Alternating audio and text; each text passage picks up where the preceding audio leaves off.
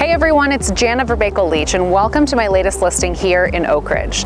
Now, if you've been looking at homes in this neighborhood, you've probably noticed that most of them don't have a garage, or if you're lucky, maybe a single garage. I think you're gonna love that this home has an oversized double car garage attached. You can actually park a truck or even a large SUV inside. Now, if you take a peek behind this fence, you'll see that this home has a beautiful in-ground pool that you can enjoy next summer.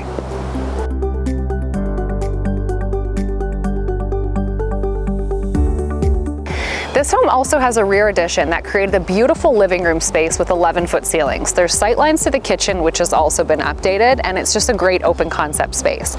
Now, this home is currently rented to a family, so to respect their privacy, we won't be showing you videos inside of this home. But check out the floor plan we've created, as well as some of the photos that the owner provided us prior to listing. The best way to see it is to book a private showing. You're going to love it, and it's a really beautiful family home. Thanks for watching.